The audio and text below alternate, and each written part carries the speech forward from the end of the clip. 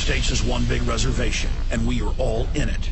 So says Russell Means, the legendary Oglala Sioux actor, writer, and activist. He captured national attention when he led the 71-day armed takeover of the sacred grounds of Wounded Knee. Our crew traveled to the Pine Ridge Indian Reservation to talk about the collapsing economy, U.S.-sponsored genocide, and why the American Indian has the lowest life expectancy in the Western Hemisphere.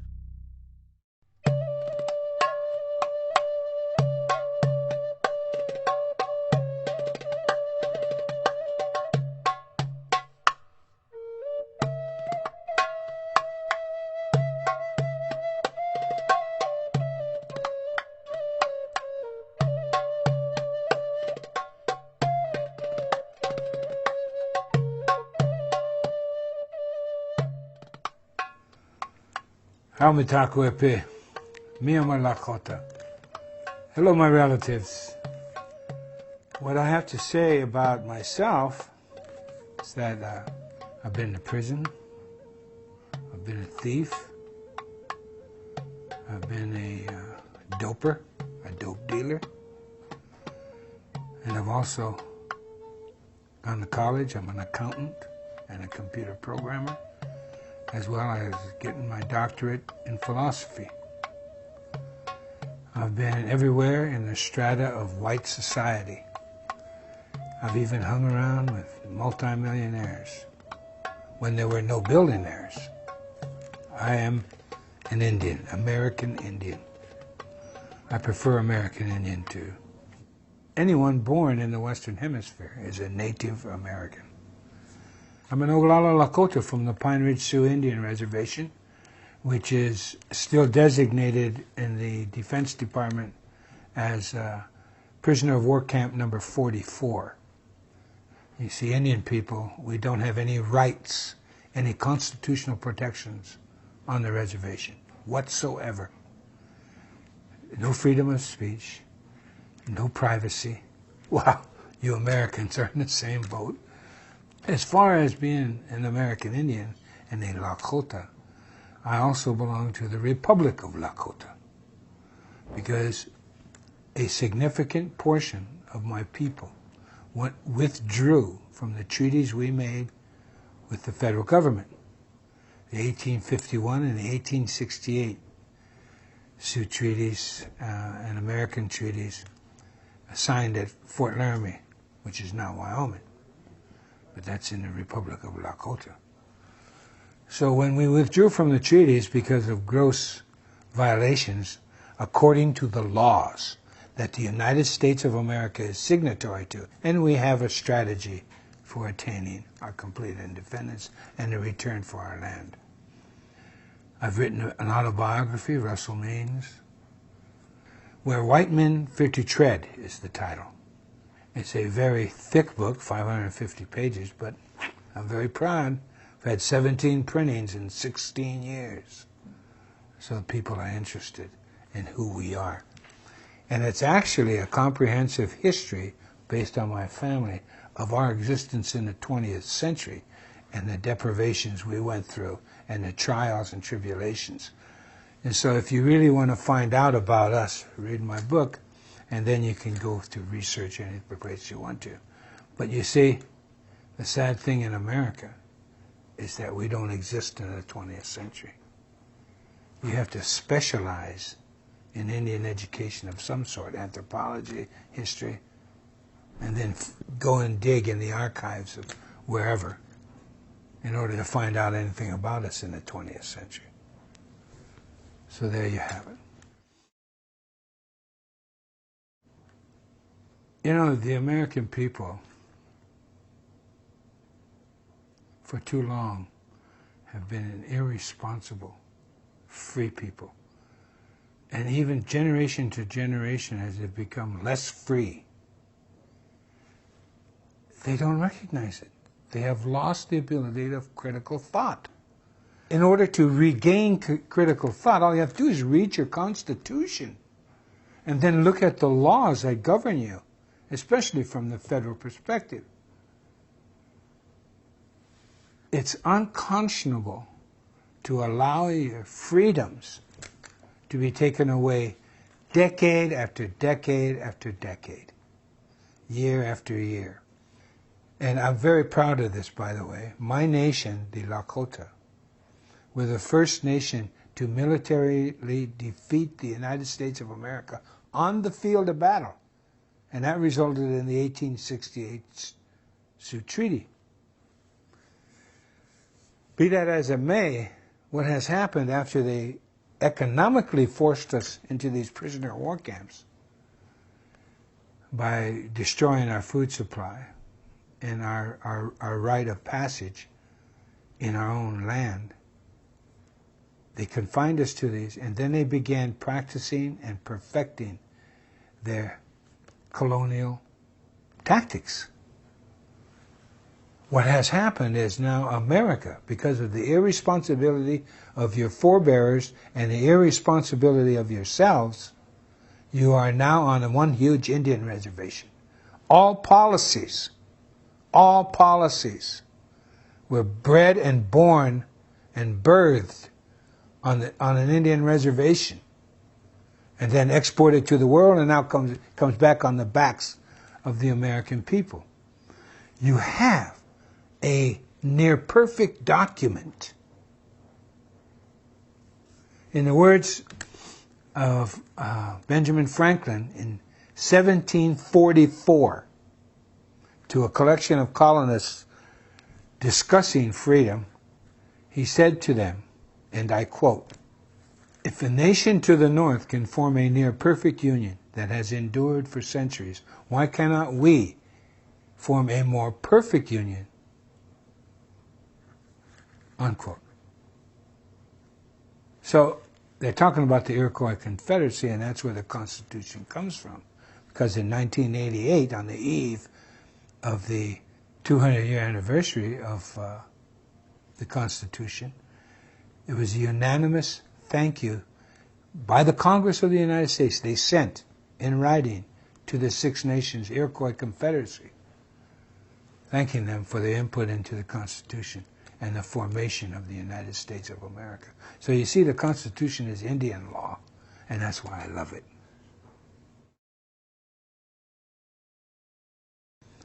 You know, beginning in the 1840s, they start stripping away your freedoms by developing the corporation. You know, a piece of paper. And then in the 1870s, of course, during Lincoln, when they declared martial law, and even after they ceased civil war, martial law continued on for another 3 or 4 years, when it was no need to. And you go on and on, but in the 1870s, that's when Congress started giving the banks the right to rule. And of course, you go on to 1913, and the beginning of the 20th century, that's when they officially gave away the power of our economy to the banks. You know? They can print the money for us. According to our Constitution, the people should never allow their money to be printed by someone else. Hello? So the history of the Indian and the history of the American have now come full circle and were intertwined in the dictatorial policies of those that control the monetary system of America. And they have done such a bad job of it that they're destroying themselves. It's ludicrous at best. What has happened in Indian policy, or I should say American policy now, is that because you don't have control of your money, the international community has refused to invest any more into the financial instruments of America because they know they're worthless, that the United States is too far in debt and it cannot cover it. So consequently, they've refused to buy the bonds and the treasury notes, etc. At any rate, the Federal Reserve has been, for over a year, way over a year, been printing money when no one's buying the financial instruments of the United States. So what the Federal Reserve has been doing is buying those federal bonds and treasury notes and then printing more money. It's absolute suicide. And it's been proven from empire to empire that when you allow your human right, your individual rights to be usurped, that's when empire grows and could care less. I was growing up when this country, they started emptying this country. Around the 50s, the unions had become so powerful, they were about to form their own political party. They had shown during World War II how powerful they were in the vote for the presidency and the Congress. But they sat down with the bankers and the government around 1950, give or take a year, and they made a deal. The leaders of the unions made a deal with the leaders of America and sold out the unions. So when the people began to organize and gather and really have some power, it was negated. And it's been negated ever since. Ever since. You know, you have no privacy. None. You have no protections anymore. Now, I could be a smart aleck and say, how does it feel? Because I know how it feels living on a reservation, prisoner of war camp. Now, I can be an American, take my Social Security card, and leave the reservation and be like the rest of you. You know, they welcome that. Because in America, they had forced relocation for Indian people back in the 50s. It was fostered under Truman, the relocation plan.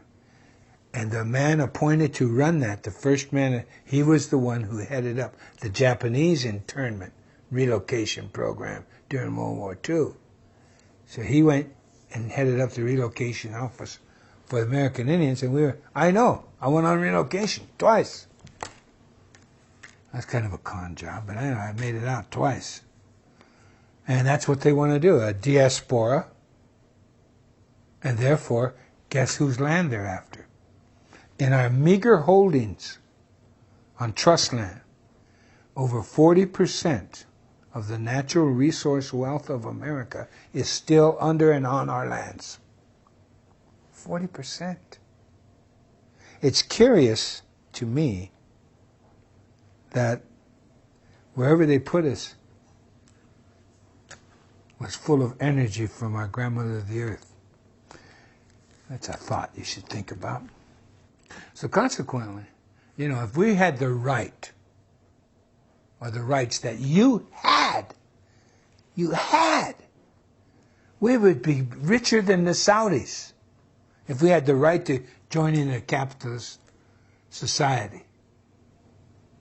And we damn sure wouldn't have allowed Wall Street to use our money for derivatives, etc., etc. You know, and enough isn't enough, and they start creating financial mythology, and you allow it. That's the crime. You have no one to blame but yourself. Look in the mirror. If you can't move and protect yourselves, then guess what happens? Look around you. Look at Detroit, etc., etc. It's unconscionable what's happening to America. Now, because of the Federal Reserve and the fact that our money is now worthless, this economy in the United States is going to continue to deflate because you have nothing to back it up. You've exported everything that makes a country run. You've allowed that to happen for greed, for your Walmarts, you know, for your Neiman Marcuses, for this idiocy of just buy, and debt. Because you've allowed your republic to be commandeered by two political parties whose only differences are their spending goals. You know, some would rather have their spend over here than over there. But they still want to spend. And it's a government. There hasn't literally been literally no difference in those two parties for quite some time, since I would say the Civil War. All one has to do is look at the results of history, and that's proof of the pudding. You know, it's very blatant, and that's another reason I fault the American people for not being alert to their own freedoms and to value those freedoms.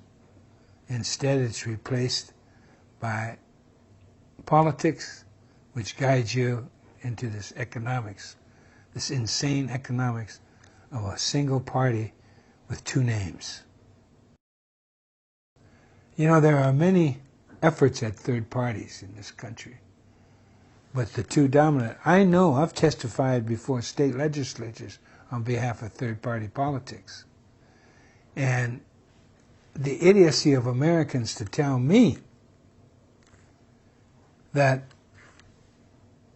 if you vote for a third party, you're wasting your vote. What? Look at all the parliamentary governments in the world. They've pretty much kept industries and everything in their country rather than shipping it out. And they've kept, and the unions are alive and well there.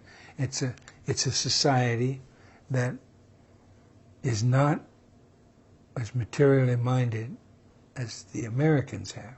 And I fault that with the reason we've become just so materially minded is because Americans don't have a culture. They left their cultures behind. And you see, culture is about values. Anyone says any different is a Democrat or a Republican. At any rate, culture, I find, is the necessary backbone for value. And if you have value, you have culture. I visited most of the countries in Europe, and they still had ironworks. They still had clothing industry, made their own shoes, etc., and they still do. They also have such a culture as they know how to live in cities. In America, we don't know how to live in cities. Getting back to the local. If we had local industries, then families wouldn't be broken up. In the Americas, I think of only one city that comes close to Europe, and that would be Toronto. You know, when I went to Europe for the first time, I was at the World Council of Churches, and it was a breath of fresh air. All these white Europeans were sitting around me, and just their conversations was refreshing. And I got a different look at what white people are all about. And it seemed to me immediately that these Europeans were a lot more responsible than Americans. It was immediate. Here's what it comes down to, mob rule. 50% plus 1, and then the rest, the 49.9% left that disagree, have to follow the 50 plus 1%. It's idiotic. That is not freedom or an expression thereof. Look at the parliamentary, again I mentioned. The smallest party if it organizes right, can be heard. And they go to the capitals of Europe, and your voice is heard, and they build coalitions with it, and all of that kind of stuff. But the point being is your voice is heard. And they're not letting the Federal Reserve print their money. So consequently, all the lies you hear from the corporate media in the United States, you know, they give you Greece. And yet, England is far worse off than Greece. But they don't say anything. It's in America. I think in the think tank that I belong to, America is ranked the third or fourth worst off country in the world, economically. Your leaders have forgotten all about you, so welcome to the reservation. You know, since patriarchy reared its ugly head a little over 6,000 years ago, everything that is structured in the patriarchal world is a pyramid. Everything. The religion, corporations, governments, everything's a pyramid structure. In order to get some sanity back into the world, you have to, very simply, go local. In the Republic of Lakota, here's the way we're going. And I'm looking at my ancestors who are responsible, in part, for the Constitution of the United States of America. Why not go to the source? So, I look at my people, and there's such a thing as a clan system within the nation. It's made on blood, related blood lines. And then there's such thing as sister clans, or you might call in-laws. What those two groups prevent is incest at every level of life. Prevents it. It also ensures unanimity. A decision cannot be made unless it is unanimous. In the Republic of Lakota, what we want to do in going local is to form neighborhoods. The neighborhoods can be 2 houses, 2 families. It can be 40 houses. It can be 400 houses. But if that community, when it makes a decision, it has to be unanimous. Remember, mob rule hasn't worked here in America. It's very evident. There are people in America today that go by that rule. The Quakers, they're alive and well and very prosperous. And the Six Nations people of the Iroquois Confederacy, they're still doing it that way. A good portion of them. There's others that have joined you Americans that refuse to accept that type of government. But if you take the time to be unanimous, to understand one another, so that you can forge a unanimous goal, it doesn't mean uniformity. It doesn't mean socialism. What it means is you agree to the end result, and you build the ladder needed for that end result. And you do it with patience. Patience is golden, people have said. And that's our simple way. So if you have a neighborhood that just 2 houses get along, that's fine. If you have a neighborhood with 20 houses that get along, that's fine.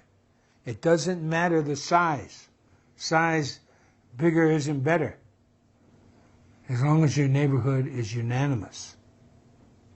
Now think about it. Just take a moment to really research that in your mind. What a concept, huh? To agree with everyone that is important to you, that are important to you.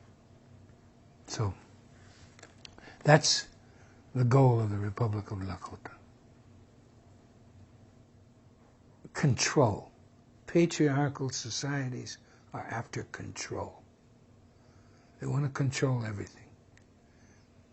Because you see, when you're at the top of a pyramid, whether you're a CEO, a president, or a king, or whatever, when you're on top of that pyramid, it's precarious up there because people are climbing up that pyramid. They want to take your place, and you know that. So the man at the top is fearful. That's why they have armies. That's why they have police. They're fearful.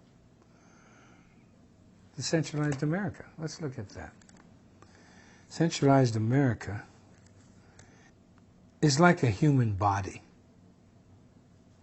You have veins going out all over to your extremities. And your extremities function very well. Then disease sets in. And all of a sudden, the blood is not being fed to all these extremities. And the right and the proper nourishment to keep your body free is co-opted because, number one, you don't eat right, you don't exercise right, and you don't have a feeling of well-being, because the psychological is very important. So your body begins to die prematurely. Well, that's the same thing with life. Life is organic. And in order for it to be organic, everything has to flow freely. If you over-centralize anything, look at a forest, for example. That is centralized. But what's the first thing you smell when you go into a forest? Decay. Because there's so many trees that are strong, and they're up there reaching for the energy of the sun. And then there's the other trees that came later, and they're weak, and they're searching for the sun, but they're crippled because they can't reach it because of the big trees. And so the forest begins to die. Or you look at everything and anything around you, and you'll see that anything that is centralized is wrong. What really blows my mind is you go to school and you learn history, but it means nothing to you because you don't do anything to change it. Another empire rears its ugly head and does the same thing that every other empire has done. They overreach, become greedy, and they become too large for themselves, and they can't maintain. Because what happens when you become an empire is you've got to maintain a military. That's the only industry left in America. That's proof positive. Look at the budget of the Defense Department. How do you allow that? We weren't like that when I was born. I was born in 1939. We weren't the world power. There was another empire called Britain. And allegedly, the rise of communism was another empire. Both of those empires are gone. Just like the Romans. Just like the Egyptians. The Ming Dynasty, Kublai Khan. On and on and on throughout history, the same mistakes over and over and over again. When I was growing up, it was a more libertarian society on its way to extinction, but still it was libertarian. Children were safe. We could go to the playground without adult supervision because we were safe as children. We didn't have to get permission from the school board and get a play date with adult supervision. Now children cannot grow up, except in very rural America, without adult supervision. So if you're going to go local, you have to start with your family. I have a friend who has a son. I have a son the same age. I was visiting in California, and they wanted to go to ride the Ferris wheel at Santa Monica Wharf, and it was just a little ways away, about a half a mile. And I said, "Go ahead, son." And my friend almost had a fit because his son was going to go alone with my son to go to a wharf. That's fear. A society of fear. Think about it. A society that's upside down, banning smoking in public places in a city, yet they allow the cars to drive back and forth. What kind of logic is that? It's insane to live in America now. And America is emptying out. I have friends, and I have friends of friends who are upper middle class, and they're moving to Central America. A lot of them have moved. Some have moved to New Zealand, some have moved to Australia. But most of that I know have gone down to Costa Rica and Panama. They see the handwriting on the wall for America.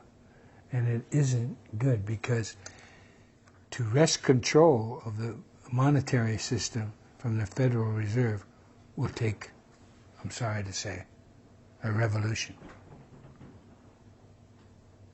And America has been through it before a couple times.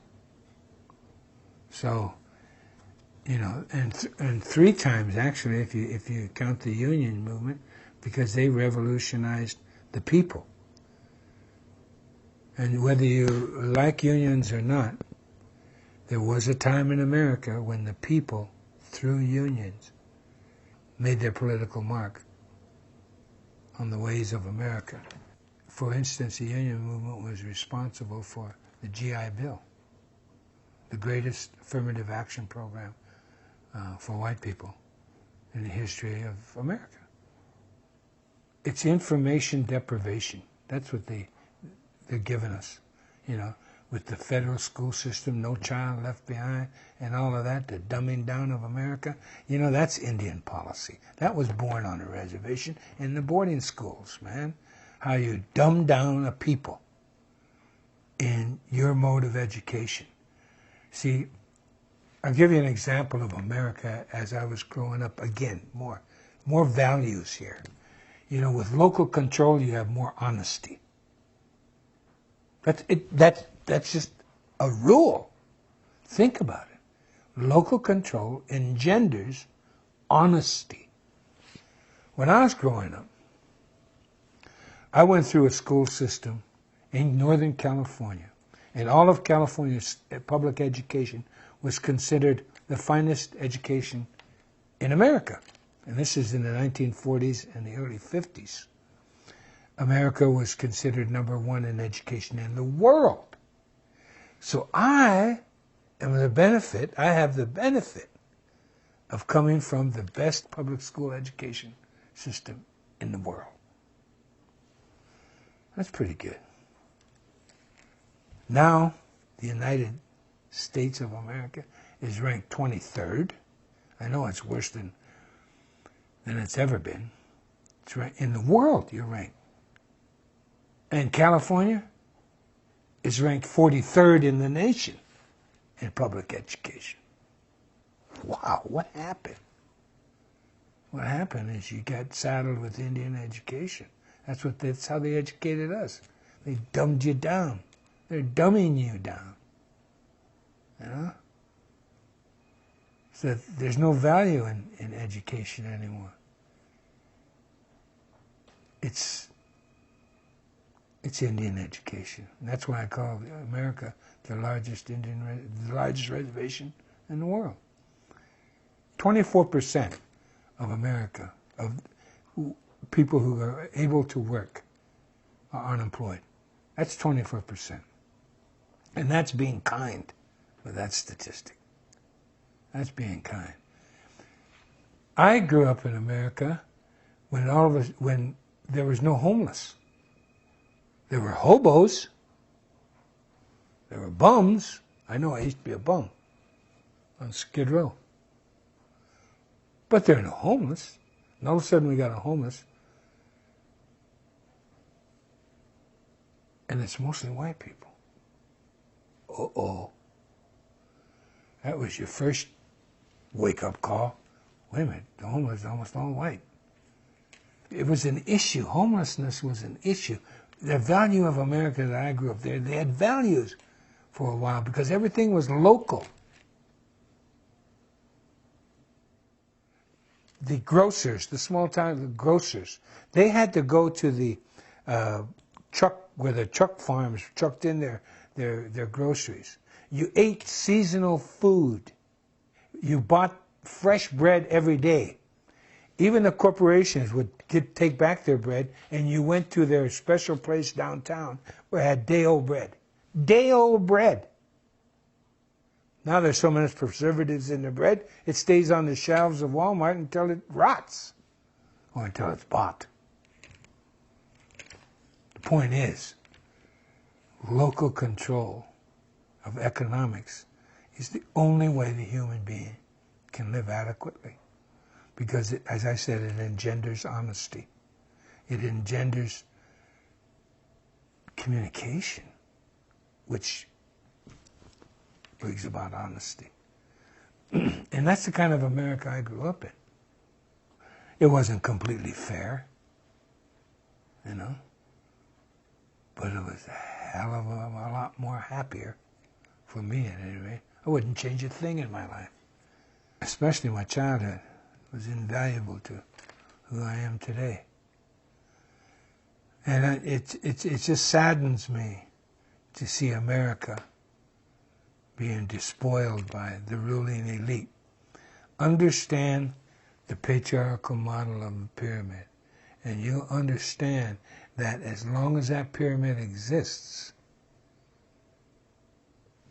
you're going to end up in the America you have now, and it's only going to get worse.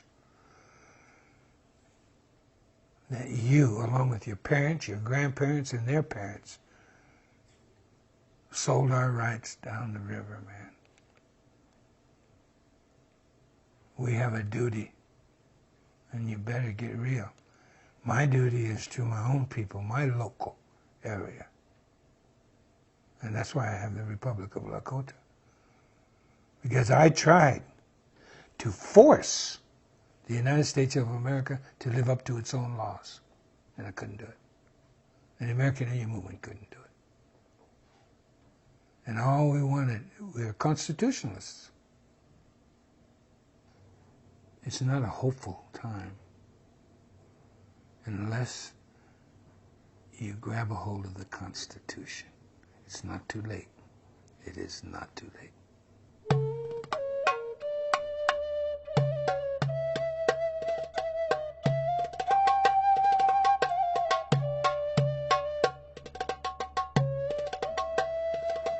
Well, here at Wounded Knee on the Pine Ridge Sioux Indian Reservation, also known as Prisoner of War Camp 44. And here's the mass grave of the people who were massacred here at Wounded Knee in 1890. The massacre, of course, is well known among all American Indian people, especially of the United States of America, as the signature event of Indian history with the government of the United States. Chief Bigfoot and his people who came here unarmed, running for safety from the military, but they were stopped by the 7th Cavalry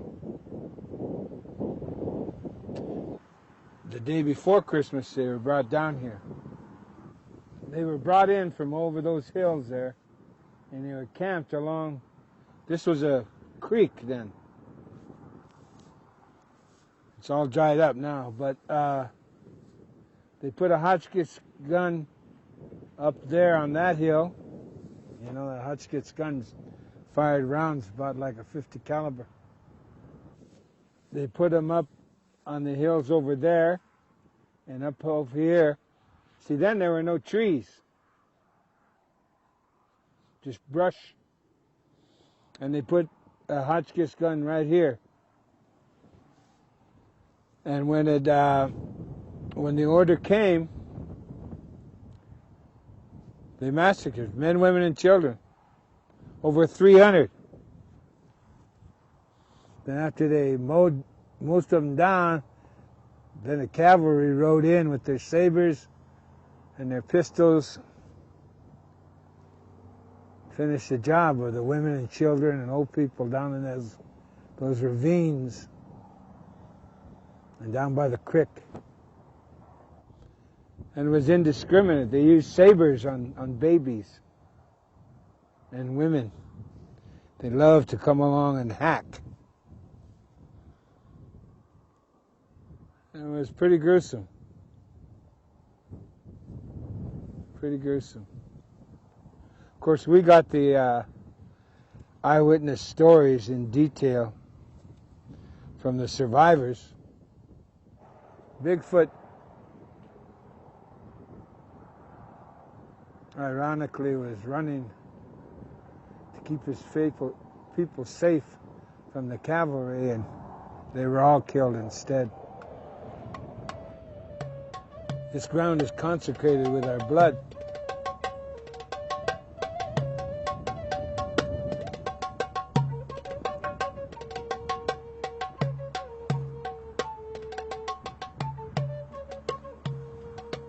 Back in the 1800s,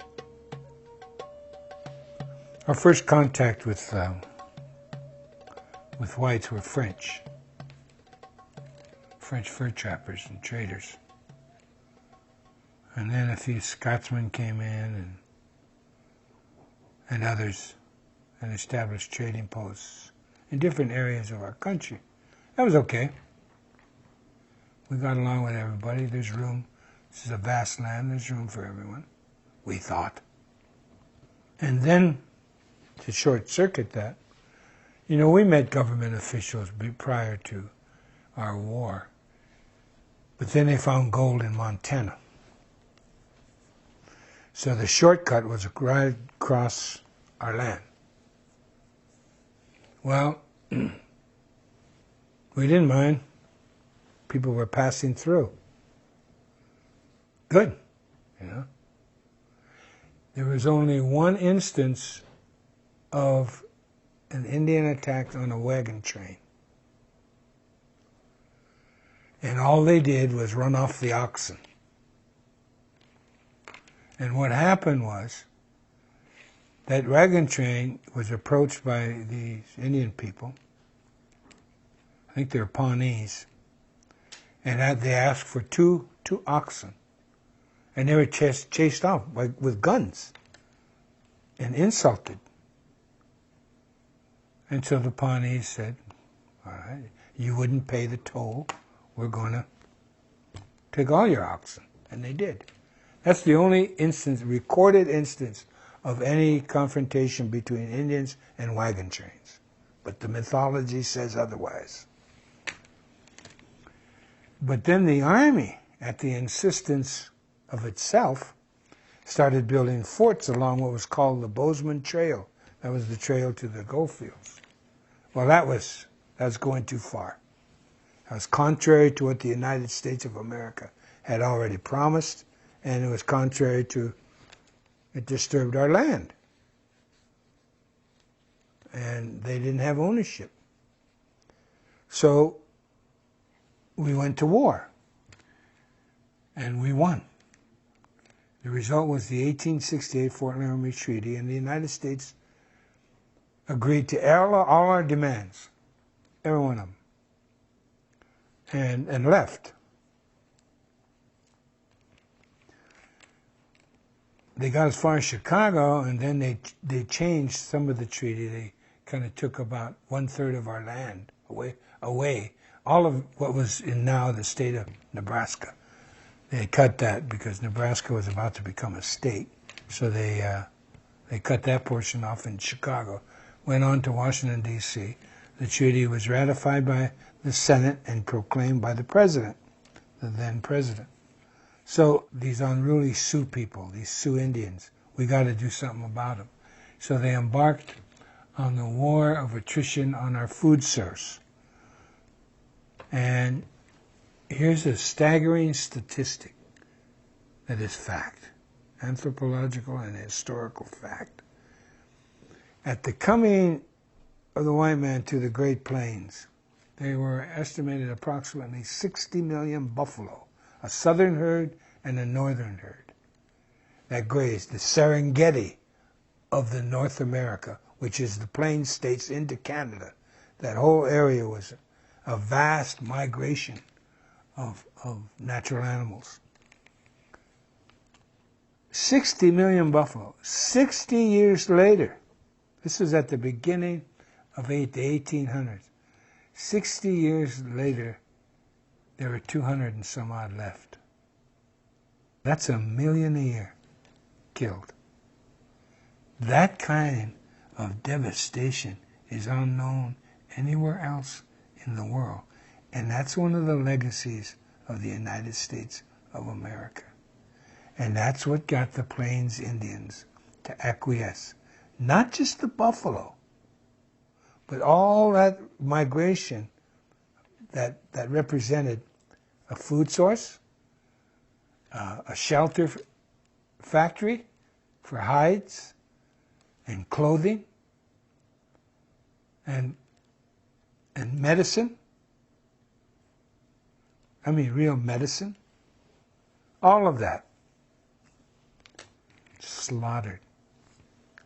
Because along with the 60 million buffalo and millions of antelope, millions of deer, millions of all types of birds in our gardens, unbeknownst to almost everybody except the experts, the anthros and the archies and the hissies, you know, the Plains Indians planted food.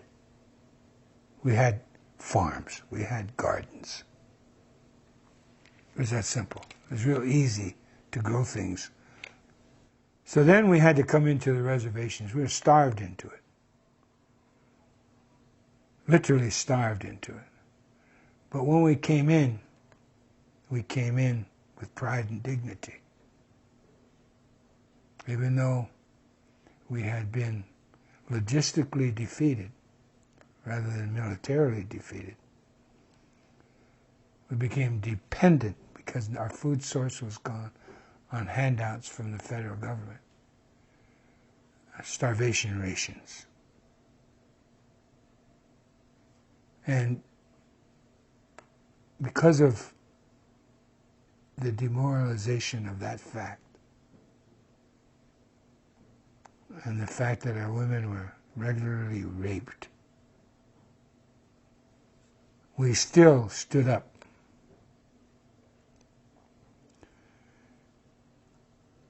But then the last of the leaders started to come in because they really had no place to go or nothing to eat.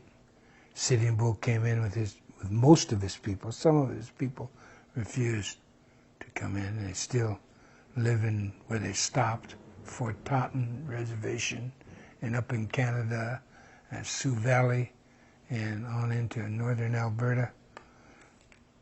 Well, we came in, and so they herded us up, and the 7th Cavalry, which had been defeated in 1876, at Custer's sensitivity training session, the United States and its military forces hold immense grudges. You said what happened at Fallujah. They started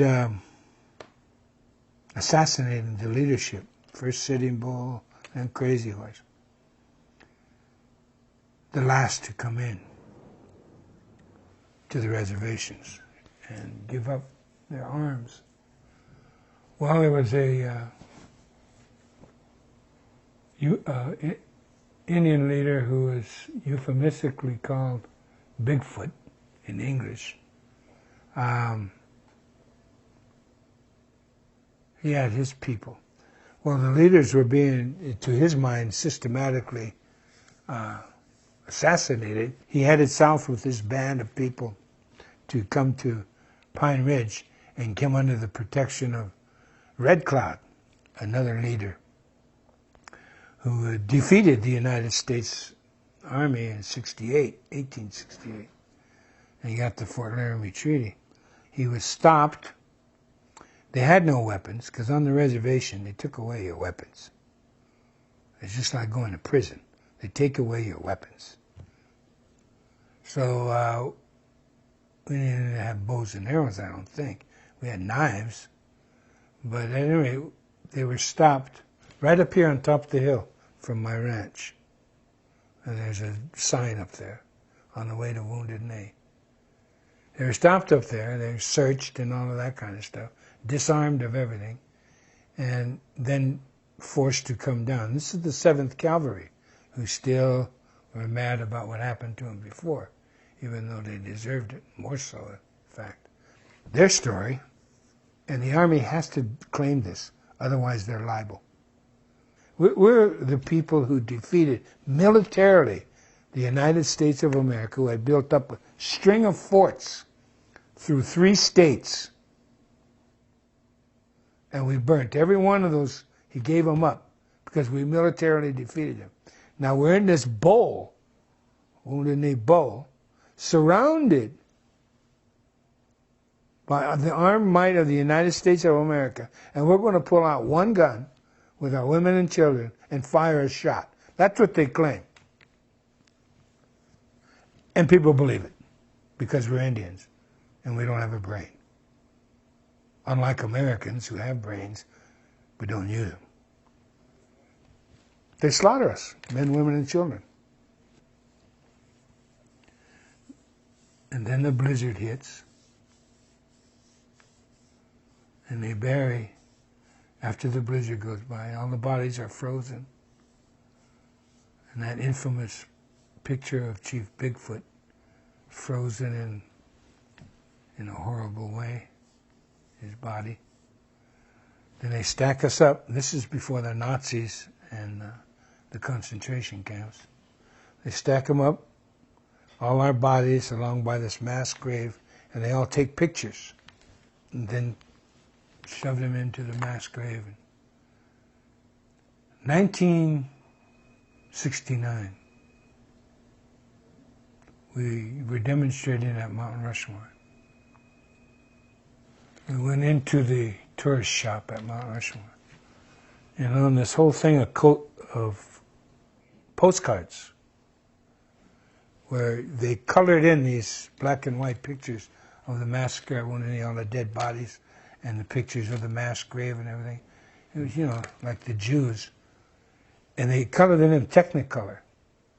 And they were selling these postcards. Oh, we're on vacation. Wish you were here. Love, That's what you put on these grotesque pictures of Indian people.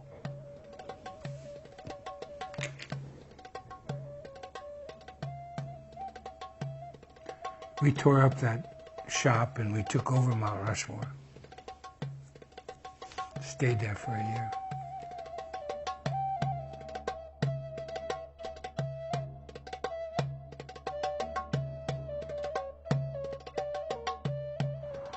Well, unbeknownst to the rest of the world, the death squads were originated and birthed right here on the Pine Ridge Sioux Indian reservations. The death squads that eventually the United States exported to El Salvador and now Colombia and other Central and South American countries, Those death squads that they used. Well, the first one was here.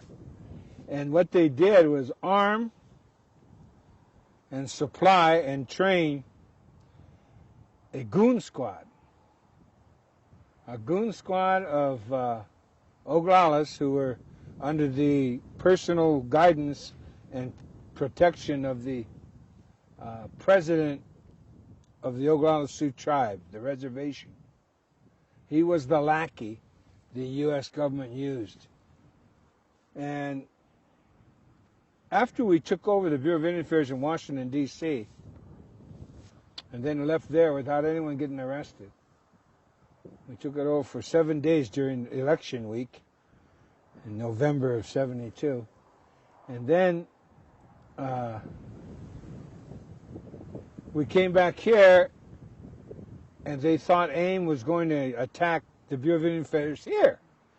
So they brought in a squad of 80 marshals in their paramilitary squad, and they put them up on the roof of the Bureau of Indian Affairs building and guarded it, while we decided, under our traditional chief's direction, to come here instead of attacking that.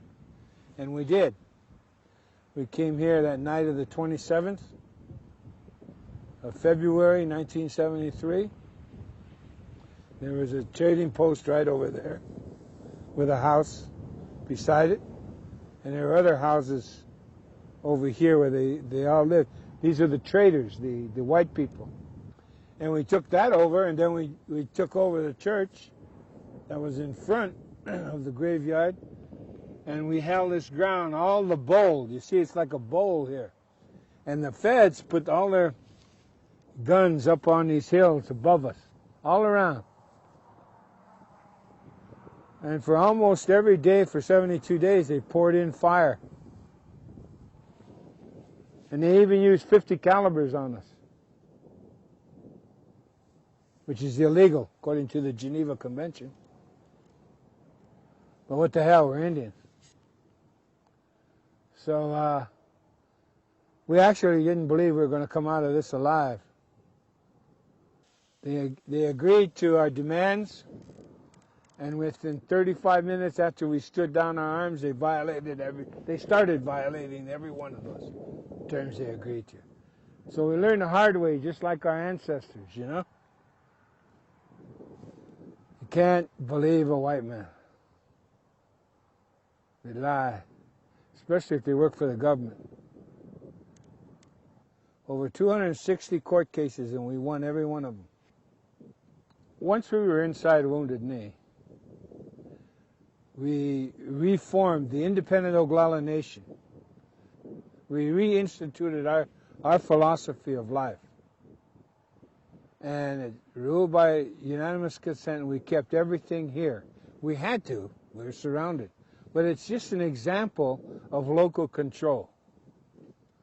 If you have local control of the economics, if you have local control of the foodstuffs, if you have local control of your travel and transportation,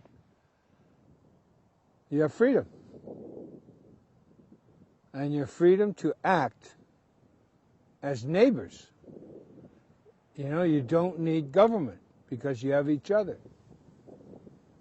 It's a simple way of life, but I guess it's too profound for Americans.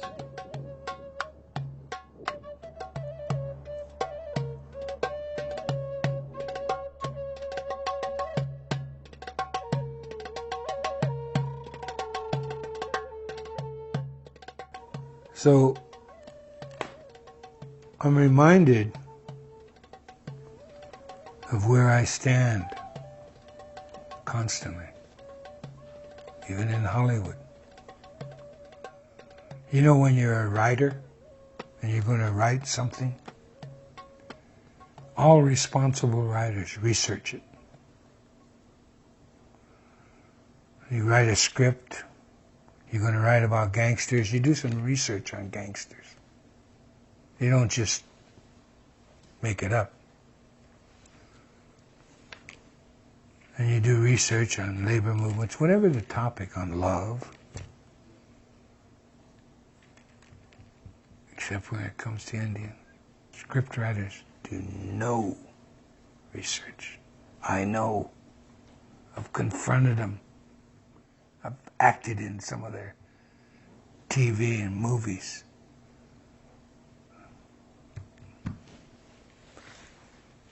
So I know where my people stand in America, you know? But this is my land. I love it. and it's governed by Indian law. Ironically, isn't that beautiful? That's beautiful in my eyes. So I love this land, and I'm sad to see it's my duty as a Lakota to welcome human beings. So that's why I fight for this country. That's why I fight for the Constitution. That's because I see too many wounded knees. The Branch Davidians, it's a white man's wounded knee. You know? When Clinton, a Democrat, attacked his own people and slaughtered them. Wow. Never stops, does it? And then they're demonized. And you know what they went to prison for? Those that survived that Holocaust? Illegal possession of firearms. The reason for sterilization is that usually is visited upon tribal people. People who still lean towards matriarchy. People who are organized in a socio-economic way of life that is counter to the existing paradigm. And those are the people they pick on to sterilize. You know, at the same time in America, when in a 4-year period, they sterilized 42% of our women, American Indian women. At that same time, they sterilized 35 or 36% of the Puerto Rican women in Puerto Rico. Because there was a groundswell of liberation movement in Puerto Rico that was getting way too big. And I guess one of the methods they employed to stop that, besides prison and deprivation of your individual rights, they sterilized Puerto Rican women at the same rate, almost the same rate, during the same time period. And you know, that was never really brought forth, except by us Indians. We're the ones who found it out. But that's my answer to the fact that the dominant society is fearful, and always has been, of matriarchal indigenous groups. And those are the ones they always want to control the population. And you go around the world, the Ainu north of Japan, the original indigenous people of Japan, driven to the northern islands. The Sami people of Scandinavia, commonly referred to as Laplanders. And you just go on, the indigenous people of Africa. The massive sterilization down there, the massive slavery, my God.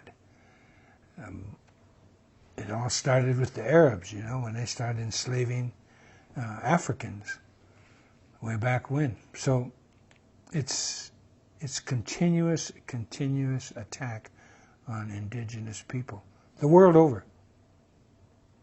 You know, they talk about the whatever it is, the biofood, the pharmaceutical, all the corporations. You know, it's just one word, it's greed. They've set up a system, and the American people are the laboratory.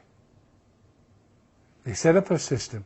What's the best way for our industry to profit? Well, we got to have sick people. They go to the scientific community in league with the government to okay all of these drugs that can kill you. What's unbelievable is they advertise these drugs as lethal, and people still buy them. Huh? That, along with the Social Security, I mean, what are our Americans? Man, What happened to their brains? Well, I know it's the educational process is a lot large, but I think these foods, I'm convinced that an entire people that do not want to say anything about defending their rights, that don't do anything to stop the continual deprivation of their individual freedoms, it has to be also in the food and in the medicines, along with everything else, because nobody's that stupid. To see these TV commercials on supposed medicines that they tell you is lethal. Well, you know, if your liver goes bad, immediately call your doctor, or whatever they say on there, you know. It's unbelievable the situation Americans have allowed themselves to be put in, and they still do nothing. They still do nothing.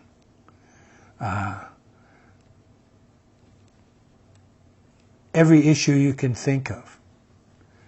But this food thing and this drug thing, everyone knows that a McDonald's hamburger is a killer. And everybody knows all of this food is bad for you. And they even print it on the side, aspartame. All of that is on the label. And if you don't know what's good for you, what kind of person are you? Because you have children, you know, and you were a child once. But to read those labels, or not read them, but they tell you on there that there's poison in the foods, and that still nothing changes. This reservation is a perfect example. You can't talk to people on this reservation not to eat meat. They think, they've been convinced that we were a meat-eating people, which we're not. Indigenous people don't have refrigeration. You can't be a meat-eater if you don't have refrigeration. I mean, it can be part of your diet, but it's damn sure not a major part. It's just mind-boggling the hold these corporations have on America through the media. You don't even have a court system to back you up anymore. There used to be the Sherman Antitrust Act. There used to be food and drug laws, all washed away by politics, by Congress. When I was growing up in America, we had one forced inoculation. Every kid had to get a smallpox inoculation. And not only did that shot hurt a lot, but it got infected. It got pussy. It's supposed to do that. And in my little mind, I thought that was wrong. Just wrong. Making you all sore and pussy and infected to make you better. I couldn't wrap my little mind around that it was good for me. So having had that experience, and then finding out when I started having children, and I'm 72 winters old, and I have children that are now half a century old, and and young all the way down to 19.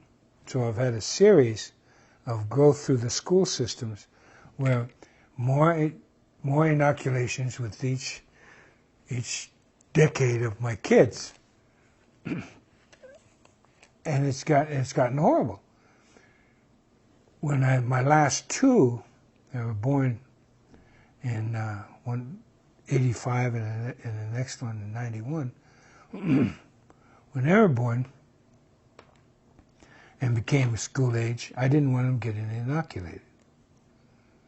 And I found out they couldn't go to school unless they were inoculated.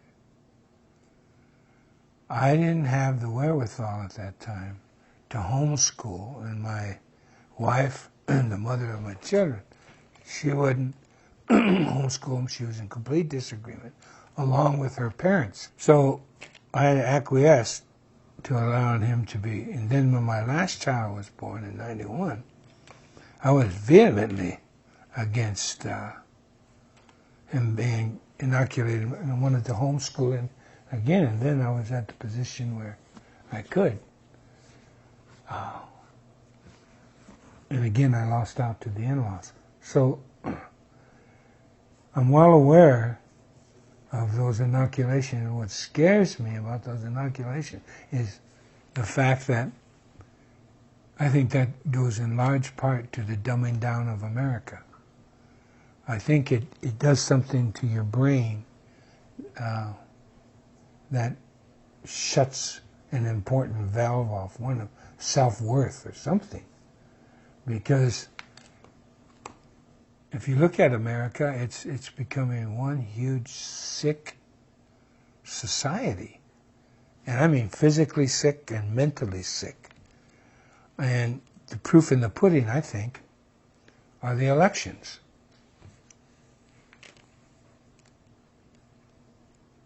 It's just unbelievable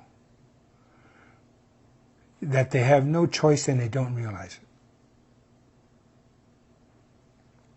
You know, what gets me is that the gall of Obama going around campaigning for, of course, other Democrats. But what was he campaigning on? He promised change, and he didn't change a damn thing.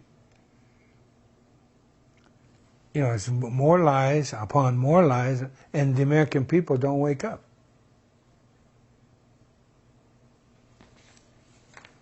It's unbelievable that after 2006, anti-war demonstrations disappeared.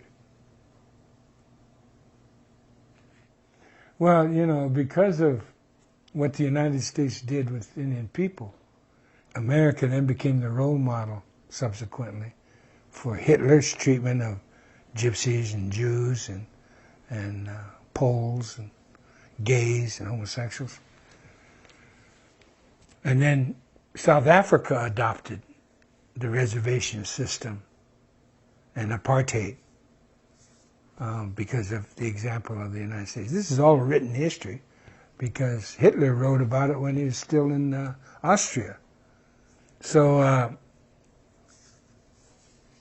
that United States of America knows how to treat the lesser human being. I forget how he put it, but the human beings that do not deserve equitable treatment. So, unfortunately for the other peoples that suffer, America was the role model for concentration camps. I know the Japanese did it, and you know the Japanese were not treating American soldiers or any prisoners badly until the United States, this is a little known fact, the United States started sending the Japanese to concentration camps in western United States. So that too is factor. It's not an unknown tactic about the scorched earth policy. I mean, that was done throughout empires. In fact, that's how you rewarded the soldiers, to keep them fighting. They got all the loot and the women that they could, you know. So Sherman's tactic in the South wasn't new, very effective. It's called terror. And so he came out west to try to employ that same thing, but he failed. And it was one of his lieutenants that called the Lakota, my people, the finest light cavalry in the world. We were too mobile, the Plains Indian, for Sherman to be successful. The whole railroad system was dependent on a safe throughway through the plains. And the Plains Indians were, for lack of a better term, nomadic because of the Serengeti, or the plains of America, of North America. So That definitely had a part to play in the dream of the railroad barons and the industrialists of America. And also, you know, the imperial reach of America, because they were definitely, they needed to connect the West Coast with the East Coast in order to grab a hold on America. And of course, most of America was done illegally. You see, the Louisiana Purchase wasn't a purchase, except for the fact that what they purchased from the French was the right to negotiate with the Indians, free of any interference from France. Doctrine of discovery had already claimed that. So according to the Catholic Church and all international law, they own the Louisiana Purchase. But all they sold to the United States of America was New Orleans, and then some of Louisiana, most of that Delta. But then the rest of the Louisiana Purchase was their right to negotiate in fair and equitable treatment with the Indians of that purchase. So them claiming the Louisiana Purchase as a land grab, it was a land grab, you know, illegal land grab. They never bought Alaska from Russia. They bought the 5 ports, trading ports. That's what the United States bought. That's why it was necessary for them, as the Alaskans got educated and said, hey, you don't own this land. So they passed the Alaskan Native Land Claim Settlement. Because it's the natives up there, the Indians, the Inupiats, and the Aleuts. So they owned Alaska. So in the 1970s, I think 72 or whenever they passed the Alaska Native Alaska, that was to finally own, the United States finally own legal title. And that's contested to Alaska. The Imperial March of America, you know, it was Thomas Jefferson who said America should reach the entire Western Hemisphere, and failing that, at least to the Isthmus of Panama. The thing about George Orwell is that he wrote a book to be entitled 1948, and it's supposed to be factual. He immediately saw what the net result of television was going to be and become. So he wrote a book, 1948, about the massive control television would put upon the American people. Well, his publisher said, look, this book will never sell. You've got to fictionalize it and create another title. So he inverted it to 1984, and he wrote his book, as we all know, 1984. Well, television became that, and a good training ground for the subsequent generations to be to have the attention span, you know, of a gnat. And so now you've got, it's amazing to me. Big is better, and I've watched society go from widescreen movie things to widescreen TV. Except the younger generation doesn't pay that much attention to TV anymore. They're going small. Now, it's unbelievable to me that society now watching movies on a telephone and playing games on these little devices with a small screen, when all the time in America, big is better. Wow, what a transformation. But nevertheless, it's even more so now. The largest part of the entertainment industry is video games now, and it's outpaced movies, everything, TV, and it brings you further remote. So what does the government do? It brings you in to use Jones, another video game, except this is real life. killing life. I don't understand it. The fact that TV now controls whatever the form, whether it's on your little handheld device or on the big screen, it's all about fantasy world, and that's what everybody's hooked on now. It's fantasy world. It's even gone beyond 1984 in its completeness, and I do believe it's like a mass hypnosis. I don't get it.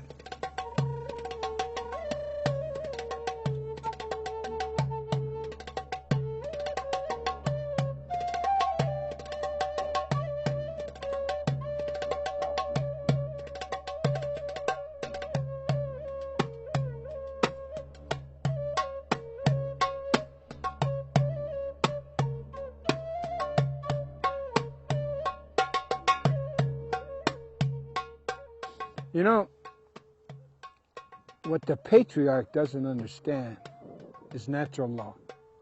Natural law is what you go by. In order to conduct your life as a human being, you have to learn what's around you. That's natural law. Learn about the trees. Why do the leaves fall? Not scientifically, but naturally. What happens when they fall? Well, of course, you go down there where the leaves fall and you'll smell decay. They're decaying. But at the same time, they're fertilizing. And if you watch the land, you'll see all this plant life. But the poison plants have no friends. Look at all the friends here. They all coexist with one another. With the bees, with the birds, with the worms, with the snakes, the gophers, prairie dogs, everything. The elk, the antelope, the grasses, the bushes, all coexist to help one another. You get to a poisonous plant, and it has no friends. It's bare all around the poisonous plant. So that's natural law. So you can blend in with anything and everything that is around you if you're friendly and you share and you sacrifice. You're willing to sacrifice. That's what you can learn from just plant life. And if you're a poisonous person, you're not going to have any friends. Period. So why be that person? Natural law. The air, the wind. You know, we still have 52 names for clouds. In this part of the world, there's 52 different kinds of clouds that come. If you know the names of those clouds, then you know your way. You can tell the weather up to 4 days. The clouds coupled with the wind, whichever the wind is coming.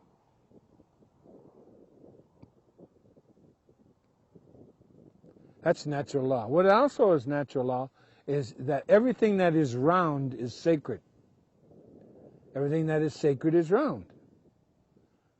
The raindrops, the leaves, you and I, all life is round. Even the wind is round. Wind travels in a circle. So do the clouds. The sun and the moon and the stars are all round.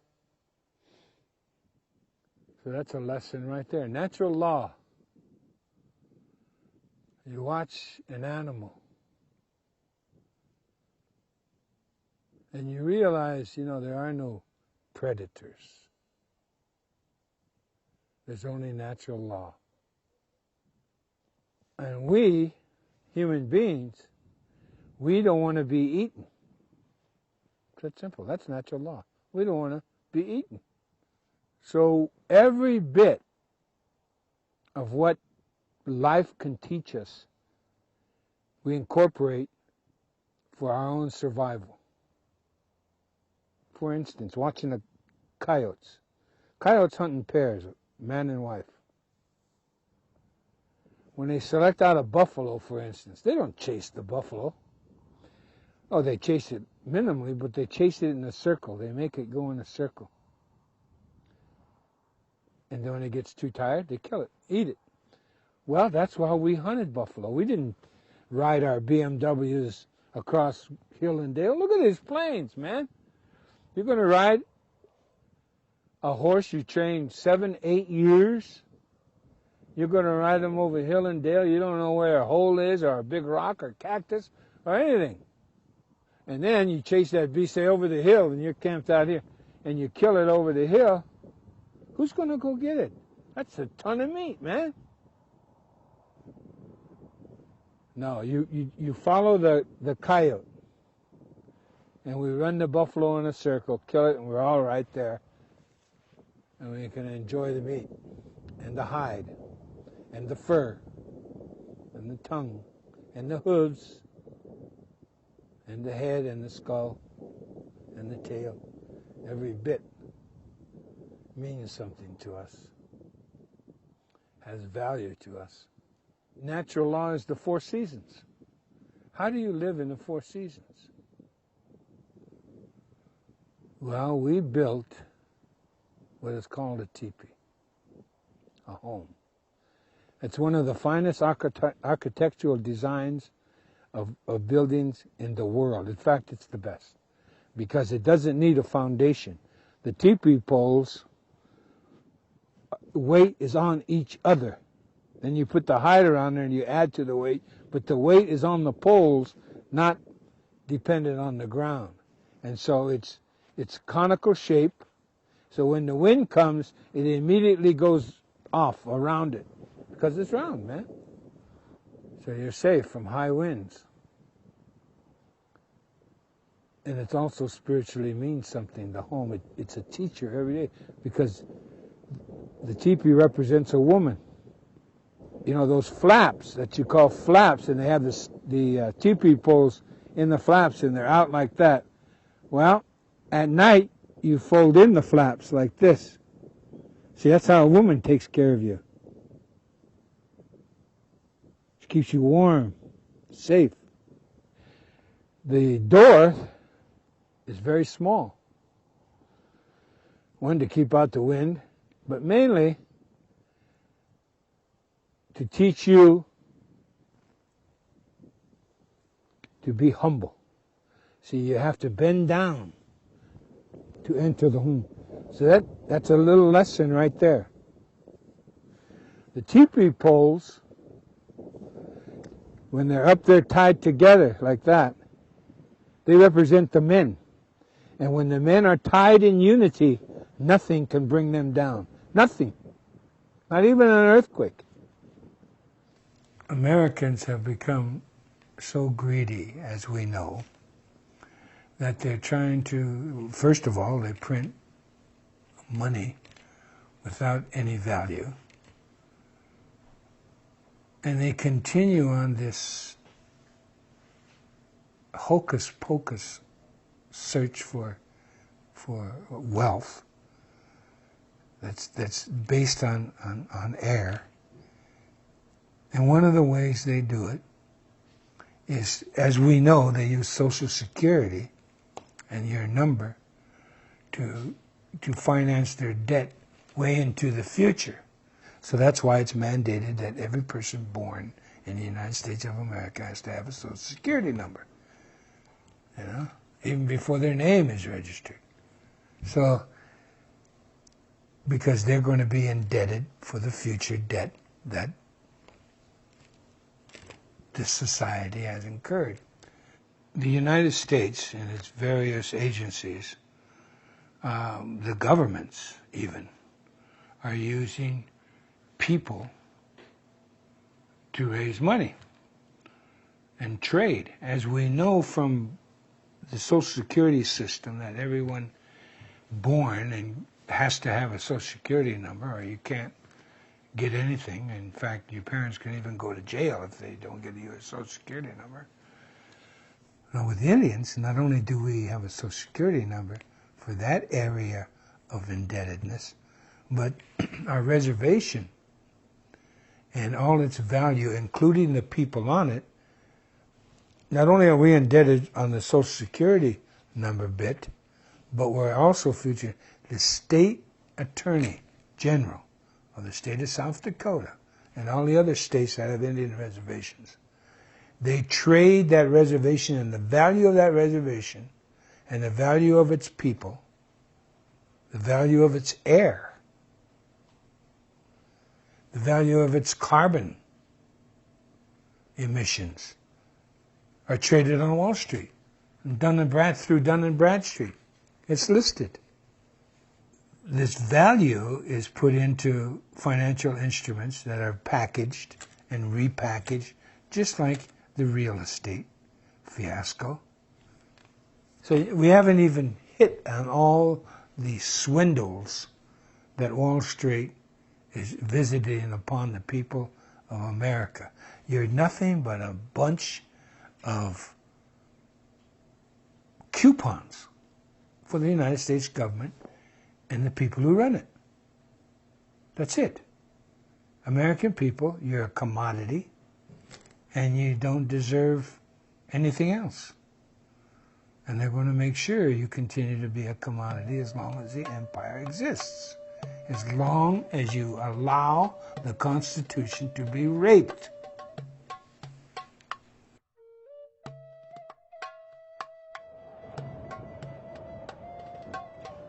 This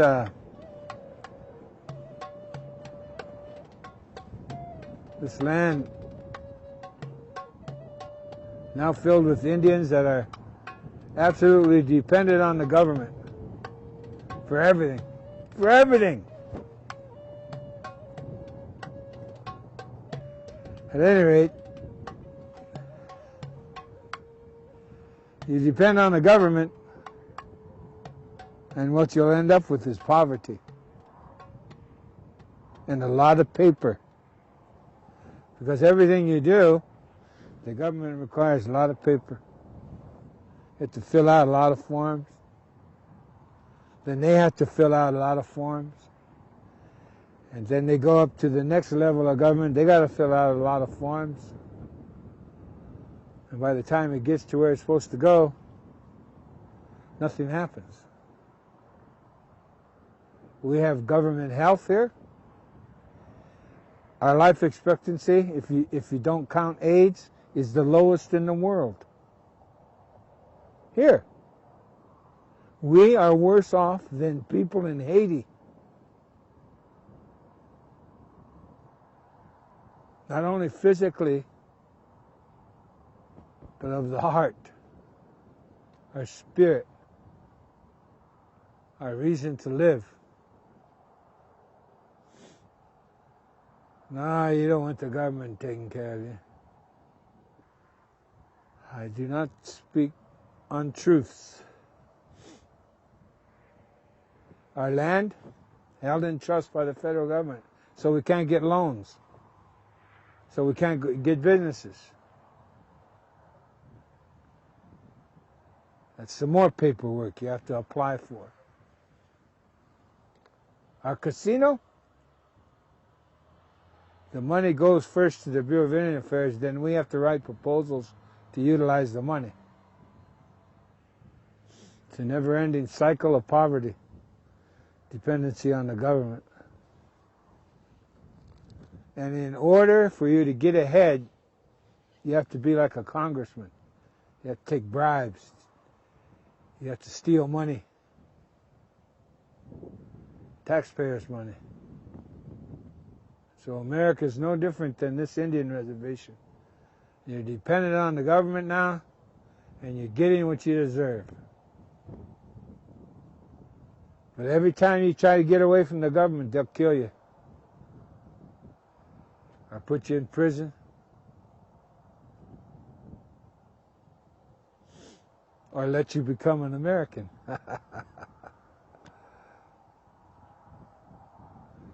If you catch my drift. Because you're the new Indian. You're the new American Indian. Congratulations. Welcome to the club. But this land is beautiful. It belongs to us. And we should learn to take care of it by fighting for her. She's worth it. And so are we.